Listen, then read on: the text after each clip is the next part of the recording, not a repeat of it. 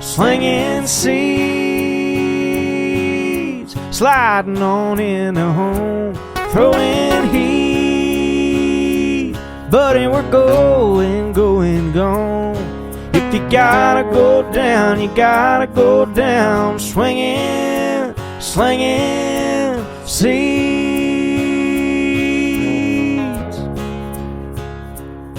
It's America's favorite pastime. Come on, let's have a good time, slinging seeds.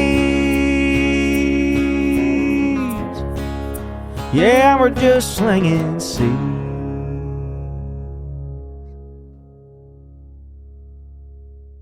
Hey everybody, welcome to another week of Slinging Seeds. I'm your host, Kyle Evans, and always across the table from me is my co-host, Doug Adams, and our very special guest today is Coach Justin Tucker. How's it going, Coach? Thanks for having me, guys. Appreciate it. Absolutely, it's a pleasure. Go ahead, Doug, give us a little bit of background on Coach Tuck. Yeah, so Justin went to Tri-County North, played at Sinclair back in the day there, transferred to Lindsey Wilson.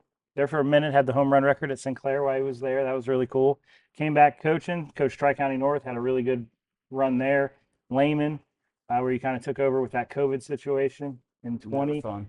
And obviously now you're an assistant at Tippecanoe with Cam Dickens, right? I think we first met in 2021. We played a scrimmage at Dayton Christian. Yep. Layman versus Dayton Christian. Yes. I had very little talent. That was okay. Yeah, I just remember playing that game. You guys had one really, really good guy. I can't remember. Yeah, really Keller. Good. Yeah, Keller. Yep. Keller was a really Alex good Keller. player. He was a really good player. So, just want to get started. Talk a little bit about your playing career at Tri-County North, and what that program meant to you. Obviously, you got to coach there too, so that's pretty special. Yeah, it's always been home. Went to school there since I was a little kid. Dad graduated from there. Most of my family graduated from there. So plenty of history when it comes to Tri-County North. I was lucky enough that I got to be a 4-year starter catcher there. So it just happened that the 4-year catcher before me, he graduated and I stepped in, and then and after that Garrett Gray stepped in after that. So in 3 catchers, we had 11 years and only 3 catchers in the program. So and Garrett ended up being the best one out of all of us. So, and he only got to be a 3-year starter. So it's like, man, we were just really blessed with the talent at that time. And my freshman year, we were bad. We were like 5-15 or something like that. And then by our senior year, and everybody had grown up and played, and we ended up winning the conference. So it was fun. It was great. I think high school baseball is something that shouldn't be left in the past. There's something about going with your guys that you played with since you were a little kid and just trying to win something together. Like it's just different. I mean, I've been on JUCO teams. I've been in NAIA. I've coached Division II baseball too, and it's like you go through all of it, but those guys that you grew up with, it's just something different. So really enjoyed my time in Tri-County North. Yeah, it always seems like, the hometown, high school, it's always that like electric feeling in the dugout during the high school. Yeah, there's nothing like high school sports, even at a private school. Like obviously I was at Dayton Christian for going on 8 years, right? And just those are your boys, you know what I mean? Even at a private school, it becomes your school, it becomes your passion, and there's nothing like competing for something. You don't get that in the summer. No, and at that time, 20 years ago, like Twin Valley South and Tri-County North were both really, really good at baseball. South won it 3 years before us. Then we won it 2 years, and then we won it again the year after that. So like in a 7-year period, those two schools had 6 of the CCC titles. Like it was down the lines. Like it's the stuff I only see now at like a Tip Butler game. Like that's the kind of atmosphere that was, and it's everybody's down at the park, and it's an atmosphere that you don't get in the summer. Yeah, sure. No, you definitely do not. So staying on the topic of your playing career, you got the opportunity to play at Sinclair. A lot of guys that played for Sinclair have great things to say about the program. It was one of the best programs in our area, in the country for sure. Yeah. That absolutely. Tell us a little bit about your experience at Sinclair. I know you said you had a lot of good coaches in front of you, and just tell us a little bit about your time there. Yeah, Sinclair was the best time of my life. Not only did I get to play baseball, I met my wife. Like everything about that school, I loved. Um, and the team was just something special. We had guys that, and it's funny because Dustin Bassler from Twin Valley South, he said, I'm committing to Sinclair," and like he was the player of the year in the CCC for 2 years, shortstop. Like, and we're like, "What are you doing going to Sinclair?" Like, it was still like unknown that Sinclair even had a baseball team, let alone that we were going to end up, going to the World Series in the next 10 years. And it was just so much fun. Goldie gave me an opportunity. I came in as a bullpen catcher. I tore my ACL in the summer after my senior year, so I couldn't play that first year. And I'm just like, I just want to be a part of the program. He's like, and you guys know this, especially now, probably like you need every catcher you can get. Yeah. You got too many pitchers, so like if you can have 7 catchers in the fall, you're gonna have 7 catchers in the fall. So he's like, yeah, come on over, like come do it. And then just little by little doing the things that I could. And like I threw batting practice, I caught bullpens, like I thought it was awesome. I got to go to Panama City Beach for spring break and didn't have to worry about playing. Like I had a good time. So Yeah. and then the next year I got to play. I moved to first base that year. I always tell people that I was the best hitting catcher with the worst arm, so I moved to first base. So and that was great. I think that's why my power numbers did jump because I had legs for the first time in my career. I wasn't catching every day. There's only 3 games in my high school career that I didn't catch. So like you do all that, you do it all summer, just didn't have legs, and then you go be the first baseman. Like, yeah, I can pick it, and then I just get to go hit bombs. It's awesome. Yeah. So That's awesome. yeah, and then we both, we made it to the regional all 3 years there. Got third my uh, redshirt freshman year, and it was exciting to see Steve get over the hump. To be on his first team and see where we were and where he took it. Like I love Steve. Steve Dinneman is one of my favorite coaches ever. So Yeah, Steve's incredible. I mean, I even to this day, like he sends me some charts and stuff that I would use at Dayton Christian, and I'm sure I'll use them at Clark State as well. Steve's awesome. Tell us a little bit about that relationship with Steve Dinneman. yeah, so Steve, I don't know why he loves me. I was definitely a headache for him. Um, I was a typical JUCO baseball player. I drank too much. I played baseball and chased girls. Like that's what I did back then. And it's like he wanted to get this program turned to where it's like, we're gonna do it right. We're not gonna go do this stuff, and we're gonna worry about baseball in school, and he did it. So I mean, he's got more probably academic All-Americans than he does, baseball Americans, and he's got a few, and he's got a couple of Gold Gloves at Sinclair too. So it's like he's done all that, but that first year, like he was an assistant with us when their first year, like he was one of our buddies, and now he's in charge, and it's like I don't know why he loves me, but we still talk to this day. He invited me to his wedding. He's been to mine, so like he's somebody that I talk to, enough. It's like if I need anything, I know I can call Steve. Still to this day, 20 years later. Yeah, no, he's an incredible dude, man. Yeah, and I mean, I enjoy everything as far as like the stuff that we saw at ABCA. Anytime you catch him out, ask him a question. Like he's always got something good. Yeah, for Boy. sure.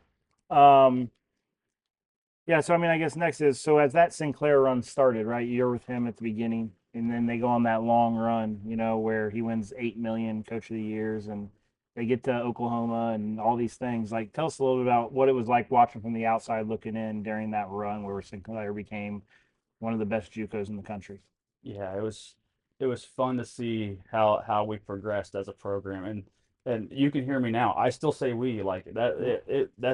That's us. Like we're JUCO bandits. Like we were together. We Yeah. like thick and thin. Like we played hard. We partied hard. We did it all together. Like when you think JUCO baseball, like it was it. So, I mean, but to watch them grow and go, and what was really fun for me is that first World Series team. I had a kid from North that I coached. Austin Elmore was on that team. So, me and Sarah, we drove up to Battle Creek for the championship games, and made the drive. And then, well, I'll never forget, we lost in the regional semis at Tri-County North that year, and I get a call from Dan Marsh, who played center field for us and ended up playing at Wright State. He's like, "What are you doing this weekend?" I'm like, "Oh, nothing now. Like we just got beat." He goes, "You want to go to Oklahoma?" And at 5 a.m., we were in a car, picked up our buddy that played with us in St. Louis, and drove all the way to Oklahoma and set in a game at 3 o'clock. That's awesome. Like that's how much Steve meant to us. Is like Mm-hmm. it was worth the like we spent more time in a car than we did in Oklahoma. So we literally drove down there, spent the night with him, and then came back home. Like that's all it was. But it was special because we knew how hard Steve had worked. Like it's not a full time job. Like Sinclair's not a full time, and at the beginning he didn't even have a job with the school. Later on he was like a missions counselor or whatever, like something like that, to have an actual full time job. But before that, he was doing it on ramen noodles and Yeah. his old F-150 truck or whatever it was, a little Ranger. That's what it was, a little Ranger, a little Ford Ranger, just driving around. So Yeah. So I guess the next question for me is obviously then you ended up at Lindsey Wilson. Tell us a little bit about how that process happened, how you got recruited, and about your time there. yeah, so that was back in the day before PBR and all the fun stuff. So there was literally a website that had every school listed in D1, D2, D3, and AIA. And I would sit at Sinclair and write the same, copy and paste the email. Hey, coach, I'm interested. Here's what I've done at Sinclair. And that's how we got recruited. I mean, that's just what happened. So, I reached out. I loved Brevard College in North Carolina. Like it was the most beautiful place in the mountains, and it's like it's awesome. And come to find out, Harvey Dorfman, who was like a mental game, the founder of the mental game, lived in Brevard, and I didn't even know that till later. But it's like all the stuff that could have went, and then Lindsey Wilson calls, and they're like, "Hey," and it was June. It was late, so I got lucky with them that they didn't have an upperclassman catcher on the roster, and they had two freshmen coming in, and they're like, "We need a guy." So, the offer was just too much to refuse at that point. Mm-hmm. Um, Little small town in Columbia, Kentucky, was a dry county when I was there. It's no longer a dry county, so we had to drive our way to go get some fun and all kinds of. But looking back, that community was great. Like we weren't as good. Uh, we didn't have the success that I had at Sinclair, so that was tough. But the experiences I had there, I had I had roommates from Sweden. I had roommates from Venezuela. Like I had two goaltenders, soccer goaltenders from England as roommates. Like the experiences I got there, even in this little small town in Columbia, Kentucky, like I wouldn't have got in a lot of places. Yeah. So it was fun. I mean, we had a great time, and the baseball was okay. I got sold on a few fibs. I went down for my visit, and they're like, "This is a brand new complex we're building. This and that and the other. It'll be ready in the fall." We laid that sod ourselves before we could leave for Thanksgiving break. They're like,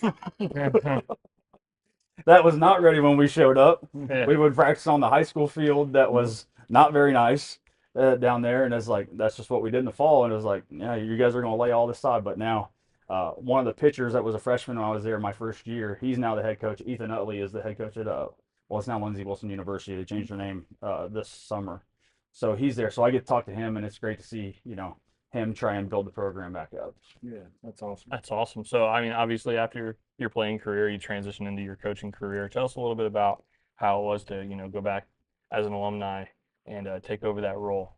Yeah, so I was lucky. Larry Gray was the head coach then.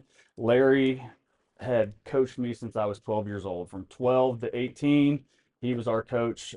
His son Austin, Garrett's older brother, Mhm. he ended up playing at Bluffton.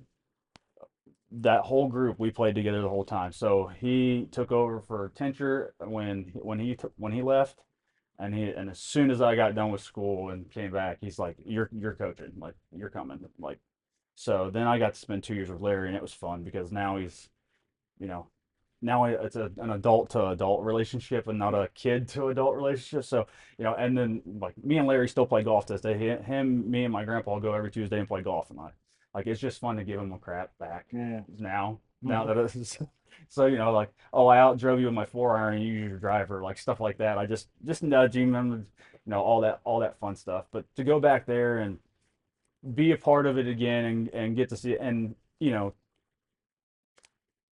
it was well known that Larry was priming me to take over. Like he wanted me to take over. I've cried on Larry's shoulder before because we lost. Like that's Yeah. like we'd been through all that crap way Mhm. long before that. So all that stuff like we were together. We had a good time, and just to go back and be under him and learn, things I liked and things I didn't like and stuff like that. It's just fun. But Larry decided that the game had passed him on. The kids, you know how it is. Mhm. The kids don't change, we change, and we just get tired of certain stuff, and and you're like, oh, I kind of wish I was at college so I could just tell this kid that he's not any good, but I don't want to listen to mom. Like, Yeah. but going back there and then being able to take over for him, my first year we won 20 games. Like the cupboard was not bare. Like he left me plenty. He left me Elmore, who ended up going to Sinclair.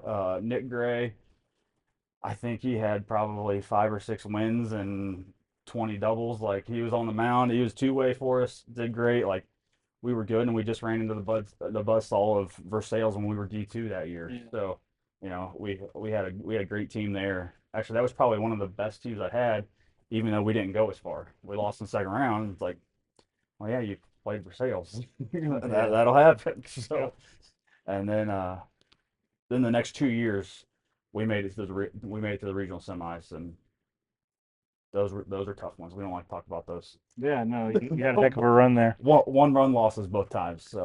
So obviously you decided to leave Tri-County North and go to Lehman. What went into making that decision? I'm sure it had to be tough to leave home. You know what I mean? And then how did all that play out? Yeah, so after 5 years at North and 2 years as the assistant, and I just felt like this is all I'd known. Besides my college career, like in high school baseball, this is all I know. It's Tri-County North. And it's like, and Larry told me before, he's like, if you want, you're gonna have to move on at some point. Like he put that breadcrumb in there. And I think that's probably why I left earlier than I probably would have. But Yeah. Lehman came open. Lehman had always been good. Kinger has always had talent. And I'm just like that might be the job for me. But like I told you before, like I had applied at Brookville and got the interview there and stuff like that when Harlow took over, and so like I was looking, but it had to be the right fit, I thought. And at the time, like that 2020 class of Lehman was, they were so good. They were so good. Like I wish that team would have been able to take the field. And I hear that from a bunch of parents and players Definitely me. yeah, of like our 2020 team. Like, well, yeah, everybody's 2020 team was going to be great because nobody knows now. Yeah, no, we lost to Versailles in 19 in the district final, Yeah, 11-10, and brought back the entire team for 20. yeah. Sheesh. Okay, so obviously you took a little break after Lehman, and then now you're at Tip with Cam. Yep. Tell us a little bit about what made you want to get back into high school baseball. Yeah. So I had such a great staff at North, and then Cam went with me to Lehman to be my assistant, and then then Todd asked him to come. CJ, like I don't blame him. Like he was go part of be of a state tournament team. Like I get it, alma mater go. So he left, and then I started. That's when I really realized that I was coaching for the relationships that I had with my coaches. Like it was so much fun to coach with those guys. And when those guys were gone, and it was, we didn't have very many people at Lehman to replace them. So it's like I had Bryce Kennedy, great kid, still in college. So he's like, we're on different levels. I'm 30 and I'm having kids, and he's still in college and mowing grass. Like we were just too far apart. Yeah. And so like we didn't really like mesh well. And it's like, I just missed and we weren't very good. Then the talent wasn't there, and you know, people want to say like, oh, I didn't leave because of the talent or this and that. Like that, you do. Like it's just part of it. You see the writing on the wall.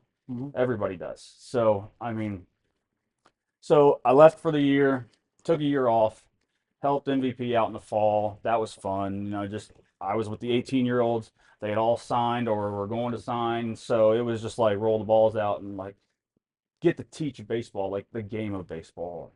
That's what I love is like, let's get into the nitty gritty of like, what are we doing? Like, what's that pitcher doing? What's his tells? Like, how can we get that little edge? Because that edge is what matters when you get to in high school, the regional finals, or the regional, bracket or state. Like those are the things that if you can do well, then you're above and beyond a lot of those players. And it's very easy to see, I think, at the high school level that the kids that have that baseball smarts and the kids that don't, I think they separate themselves very fast. But then, so I took the year off. Cam was like, "Hey, I'm applying for the tip job." He's like, "Would you come aboard if I get it?" I'm like, "Yeah, let's do it. Like, let's run it back." So like, I get to be the assistant now, and the backstory with Cam, I don't know if everybody knows, is I coached Cam when he was 15 in the summer, and his mom and dad worked a bunch, so when we went to tournaments on Thursdays and Fridays, me and my assistant coach would go pick him up, and we'd drive to wherever tournament we were going to.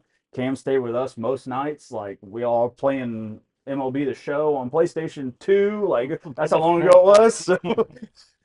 So, and he became like, first it was like a son. Like, we used to joke around, like he used to call Sarah mom before we were even married, and people would just give us a look like, you're like, what do you mean? So, Right. so that was always fun. But so, and then he went to UK, came back. We stayed in touch. I'd go down and see him a couple of times when I was going back and forth from Lindsay.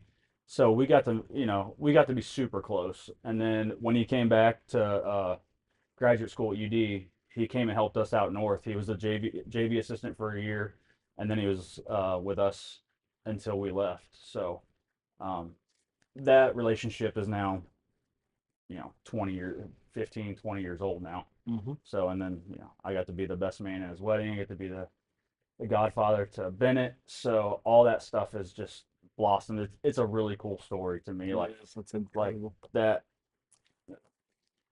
he learned everything not to do from me when I was 22 years old as a head coach. Like, I wasn't doing it right. Like, I didn't know what I was doing, honestly. Like, I was 22 coaching a bunch of 15-year-olds for a daddy ball team. Like, that's what it was. Like, so it was fun just to see him grow and us grow together as a friendship. And now it's, my kids call him Uncle Cam. So like, that's how close we are. So when he's like, "You want to come join?" I'm like, heck yes, I want to come join. Like, that's what I missed. It was that camaraderie of the coaches together and being on the same page of one goal and still being able to have fun with it. And that's what I missed.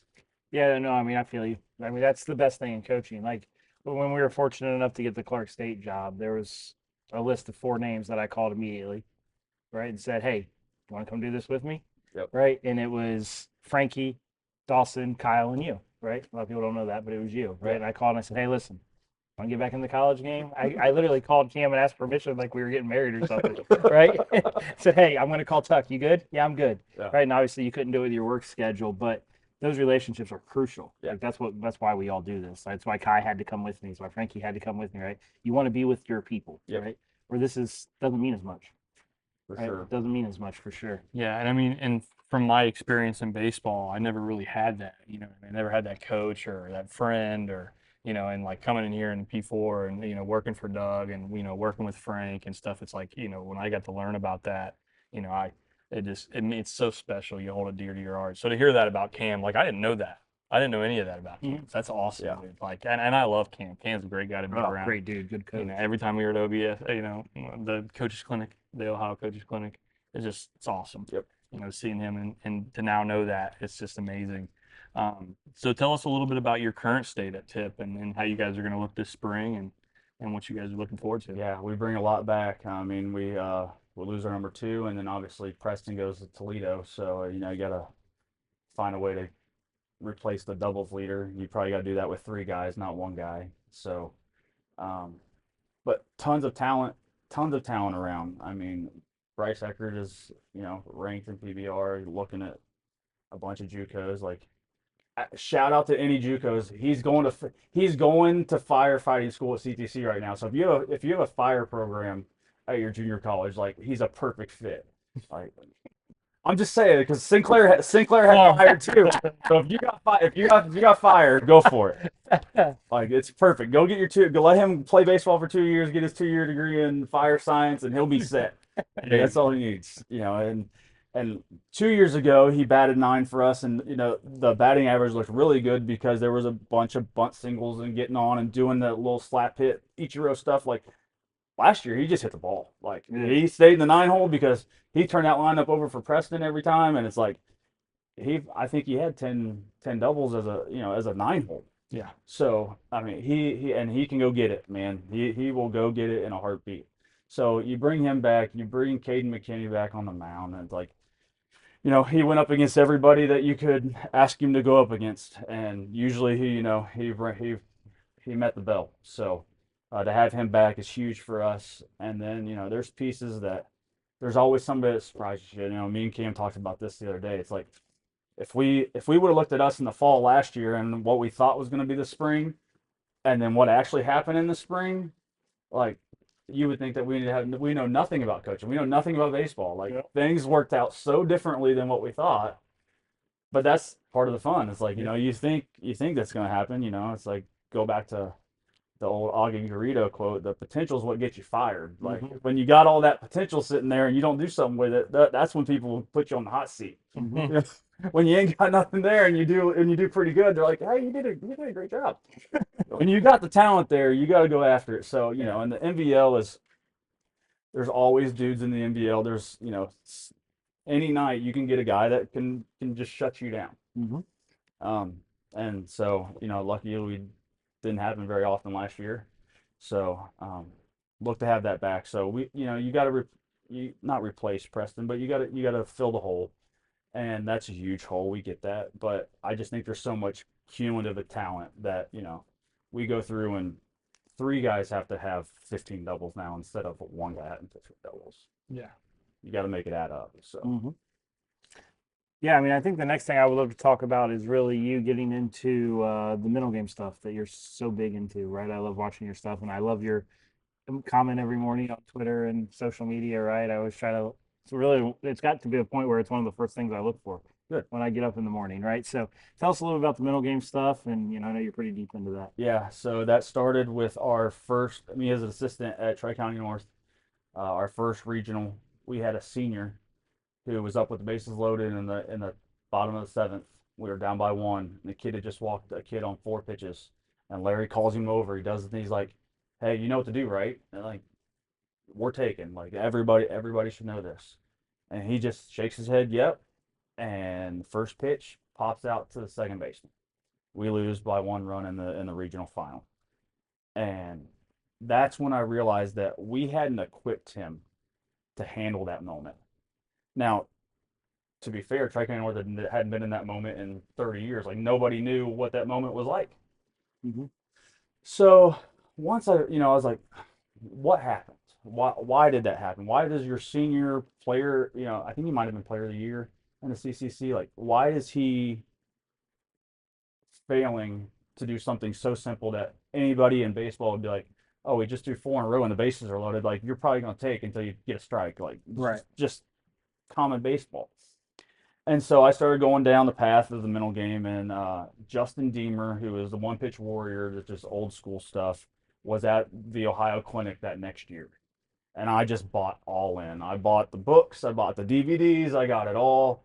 And from him, I moved on. He got a lot of his stuff from Brian Kane. Brian works with TCU. He was at Ohio State for the last couple of years. He's been around. So got to be really close with Brian. I've been to his house. I've been out to Texas with him, like to see how he's progressed and the things in the mental game and how it has helped so many kids. Like that's what I want to do. I want to help kids. Like I want them to be their best and to be able to perform their best when it means the most. So going down that route, I got certified by Brian's certification program. Usually just working with our teams. That's what I usually do. I haven't done any one-on-one clients yet, and then the daily stuff, I just decided that, everybody needs to see, it's like, I'm sure I posted it, like, it's like bathing. Like you need that little inspiration or that motivation just a little bit every day, do a little, a lot, not a lot, a little. So, if you can just every day, piece by piece, whether it's, doing your T work right, doing your long toss right, doing your J bands right, like all that stuff adds up in the end. And then you're the one that has to look yourself in the eye of, was I as good as I could have been? And we all get, the game tells us we got to stop at some point. Mhm. Even the best have to stop. So how long can you make that last of, you know, I got the most out of my potential and I got to where I needed, where I could have got to.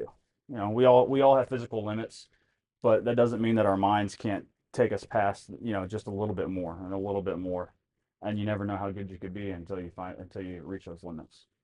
Getting into the mental game stuff, I would like to ask you, you being a mental game guy, if you had to give a percentage of what it means to the game, like how important it is in baseball, what percentage would you give and why?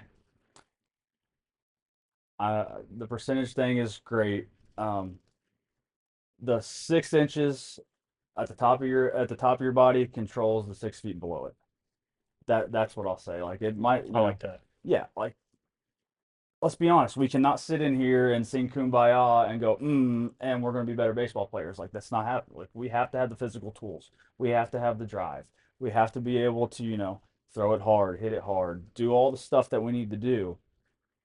But we can do that at a higher level if we're focused on the process of what it takes to get there. And then, the biggest part of the mental game is having a process in place to go to when things hit the fan, because things are going to hit the fan. You're going to get a strike one call that shouldn't have been a strike one call. You're not getting ABS to overturn it anytime soon, for our high school and college kids. Like, it's just not going to happen. So you have to be able to shut that down immediately. You can be frustrated. You got to have a routine. Like, what's your routine? How do you release that? Is it undoing your batting gloves? Like I say Nomar and the kids look at me like I'm dumb because they don't know who Nomar Garcia Parra is. I'm like, but like, what are you doing to release that frustration? It can be simple as clapping your hands, kicking the dirt, whatever it is. But having the routine is the key of being able to play one pitch at a time. Because like I tell our guys at Tip all the time, it only takes one pitch. And the problem with baseball is you never know which pitch is going to determine the game. You never know.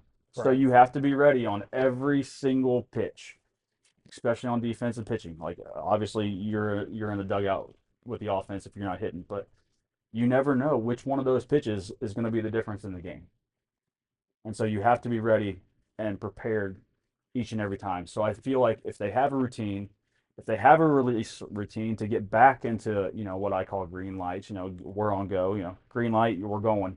Yellow, like, okay, like I'm all right. And red, like, I'm out of it. Just take me out, coach, because I'm done, The more we can stay in those green lights and just go, go, go, you talk to the best guys. What were you thinking when you were hitting? Like, they're not thinking. They're up there reacting. Their mind is clear as best possible to focus on the one task. And like that task is hard. Like people forget how hard it is to hit a baseball. Like guys are in there throwing 90 plus with stuff, and you're trying to hit it with a club. Mm-hmm. Like that's hard. Mm-hmm. You have to be able to deal with failure. Yeah, so I mean, I think one follow-up question I would have, and I think this might be tough to answer, so if you can't answer, that's fine too. It's so if you're going to talk to a freshman in high school that says, okay, well, I need a routine, what is the first piece of advice you would give them to start the mental game and how to help them try to learn how to build their routine? Yeah. So the first thing you got to do, if you can control your breath, you can control your mind. So you have to be able to breathe. I like to tell them to focus on a focal point, breathe on a focal point. My first year as a head coach at Tippecanoe North, I got green dot garage sale stickers and put it on every one of their bats because we're going to be in green lights. So, and I would have them take the bat, look right at the green sticker, and take one deep breath. You are present now. You are in that moment. As a pitcher, swipe the dirt from the rubber. Like actually feel the dirt. Don't just do it. Feel that dirt. Like you have to be. Now they say go touch grass. Like that's the thing now. So you have to be able to do that. You have to become centered, and then from then on, you can get further and further along your routine. Like I could probably stand up right now and still do my routine from Sinclair, like from the on deck circle to the home plate walk, stuff like that. Yeah. I talked to our guys about walking 10 feet tall and bulletproof. Like I want your hand on your barrel because that's what we're trying to hit, and I want you to go up there like you own the place. They built this stadium for you to show what you can do, and that's the mindset they got to take with them. Yeah, no, I love that. I guess the next thing I wanted to talk about is, so you've made the decision to come to P4 and do some work out here. From the outside looking in, what made you want to come in and start your catching instruction here at P4? Yeah, you guys. That's what I mean. That's what it is. The relationships that we built, through Ohio High School, through when I did your guys' fundraising there for the year, and coming down for scrimmages at Lehman. It seems like a great group of guys. I don't know everybody that well yet, but at the same time, it's a great facility. It has a great opportunity to do anything I need as a catching coach. Like I can go over the corner and we can have real throwdowns. Like we can really practice that stuff. There's a lot of places that you just don't have the space. You guys do here, and then I think the biggest part is the completeness of the training that you can get here. You can get your strength training, you can get your velo, you can get your hitting, like everything that you need as a baseball player, you can get here. Yeah, I think quoting Xavier Turner from his episode, said this place is like a one-stop shop. I think that was like you saying that. It just like makes me feel like it's just true. You know what I mean? I like that what we do for players. I like to having you on a team too, sharing a cage right next to you. You know what I mean? Yep. On Monday nights, this is fun. Moving on to your lessons itself, what is it that you're bringing to P413 with your catching lessons? Yeah, so I see catching as we're going to receive, then we're going to block, then we're going to throw. Because if you break the game down, that's what catchers are doing. You're spending most of your time receiving baseballs, and now more than ever, it's very obvious that stealing strikes matters. You can look at any MLB game. Even they put the box up now, so you can really tell when somebody stole one, and it's great. So we really have to work on receiving, and I think that's the biggest thing: of pocket awareness, understanding the glove itself with the ball, becoming one with the ball, and being able to do that at a high level puts you ahead of a bunch of people. Um, I know at the younger levels, the kid with the best arm might be the catcher because he's the only guy that can throw it all the way down to second base. Like every catcher in high school baseball can throw it down to second base. Yep. So therefore, I want a guy that can play high school ball, college ball. Not saying he has to be there when I get him. I don't want but I want somebody that has the tools to be able to do that. And when it comes down to it, like I'm not going to long toss with you in a lesson. So if you want a stronger arm, there's other things to do that. So we really need to work on receiving. We really need to work on blocking because those two things, they're the backbone of catching. Mm-hmm.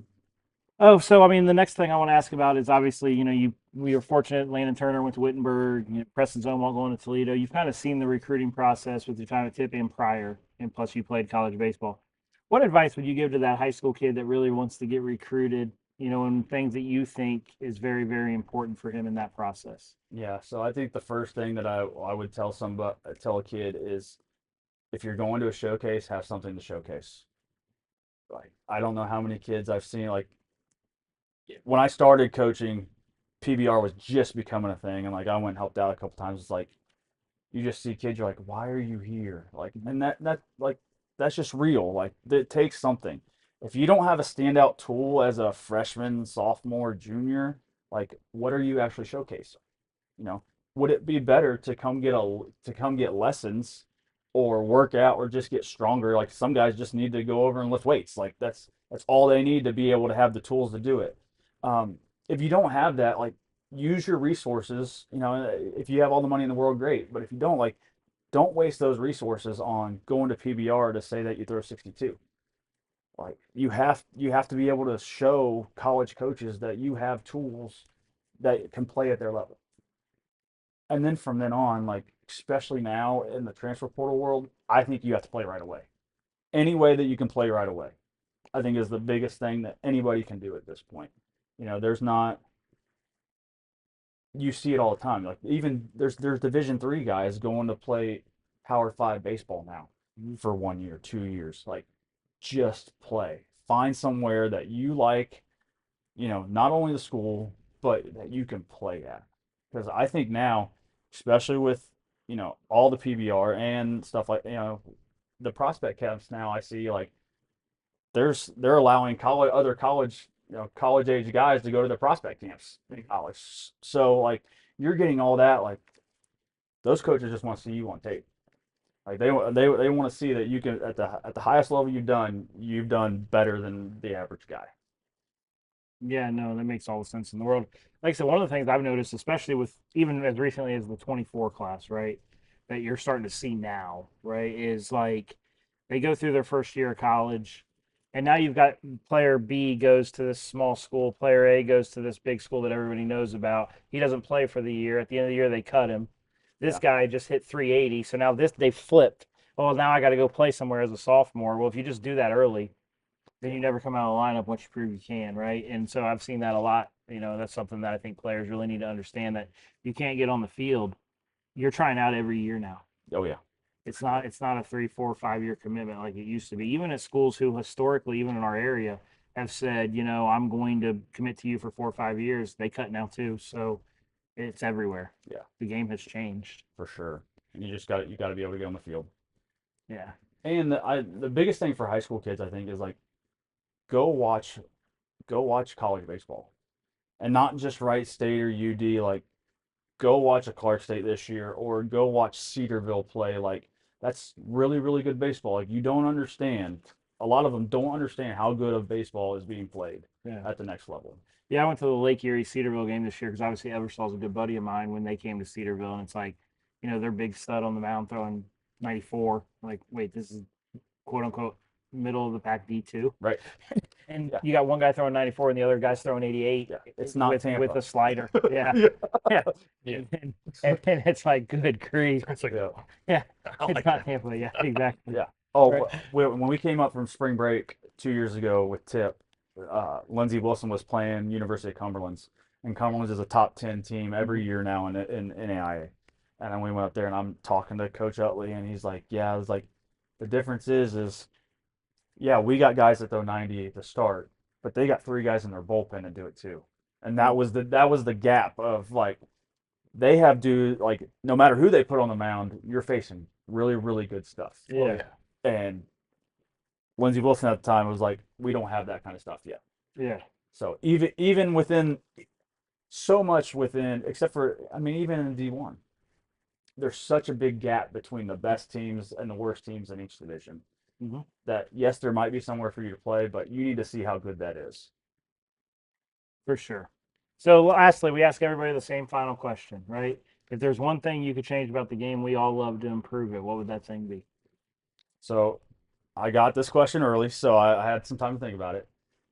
I would love old school baseball that I grew up with back.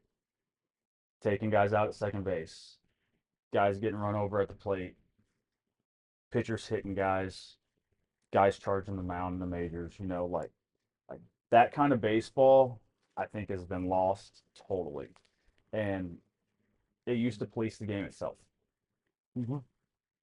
And there's a, you know, that's something special about baseball as well. Like there's not a referee to throw the flag. Like if you did something wrong that they think was wrong, then you're going to get it, or somebody on your team is going to get it. Like, and it just policed itself, and it was boys being boys. And like I just saw it, like I think it was today on Instagram or Twitter, like there was like a collection of reels of guys beaming guys and guys charging the mound. Like I just think that old school way of baseball is, I grew up, you know, I got taught about Pete Rose and how hard he played. And like, so, you know, you know, we used to be able to get an arm length out to second base and take guys out so they didn't turn double plays. And now if a kid doesn't slide in exactly in the middle of the bag, the next guy's out too. It's like, this is just not the same baseball. So I would love to bring that back a little bit of Yeah, I don't mind the that physicality. grittiness. I was watching a reel the other day because I get lost in baseball videos sometimes, and it was a reel of Pedro Martinez and Kevin Millar. Millar got hit by Clemens, and Pedro walked over and said, "Who you want?" Yeah. And he goes, "Well, then I guess Jeter." And then he sent Jeter to the hospital because he hit him on the hand or whatever. And it's like that's the way the game was. Yeah, yeah. And Gritty. it doesn't have to be that extreme, but like just that grittiness of Mhm. getting after it, being those type of players. What's that fierce competition? You know what I mean? Well, I mean, Yeah, brings I up- can do without the catcher run over, but I wish we could break up double plays. Yeah. That's the part I miss because that's like, I mean, now you got guys who lazily come around the bag because they just know they're not going to get hit. and then you lose some fundamentals in that. Yeah. Absolutely. Well, that looks about all the time that we have tonight. Coach, I just wanted to let you know that we really appreciate you coming on. Yep, and no problem. Spending some Thanks for having time me. with us. It was amazing. And if you guys want to see more stuff like this, make sure you follow us on YouTube, Spotify, and Apple. And to never miss a notification on our social media accounts, we are on Instagram, Facebook, and Twitter. All right, boys. It's America's favorite pastime. Come on, let's have a good time. Slinging seeds. Yeah, we're just slinging seeds.